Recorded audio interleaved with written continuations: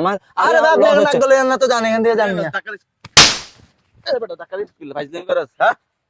ব্যবস্থা মামুন এবার তো শাক ভালোই হইলো। স্যার ভালো আছি, কি অবস্থা আপনার? আছি ভালো। এই বিকেল আমার গাড়ি আসবে বুঝছস, শাকগুলো ইয়া করে দিস।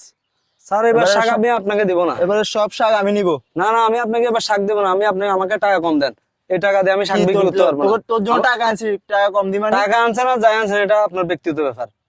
আমি এবার দিব না আপনাকে। বছর শাক আমি না নিতেছি। স্যার আমি দিতে পারবো না। আপনি গতবার আমাকে টাকা দিয়েছেন যে আমার লস হয়েছে, আমি অনেক কষ্ট করে এগুলো ইয়ে করি। কি লস হয়েছে তোর? জিনিসপত্র এখন দাম বেশি। আরে তোর ন্যায্য মূল্য দিবে না, এখান থেকে গাড়ি আমি মাল নিই, তোর থেকে শাক কে নিবো বেটার? আমি স্যার ছাড়া শাক আছে কি আমি বলে আমি আপনাকে দিব না, আপনি জ্বালায়েন না। এত কথা বলিস না, আমার বিকেলে গাড়ি আসতেছে। আরে ভাই আমি আপনাকে দিব না, কেন জ্বালাচ্ছেন? আবার বলতেছে আমার শাক আমি নিতেছি আর কারে দিবি? আপনি জান আমার শাক আমারে দিবি।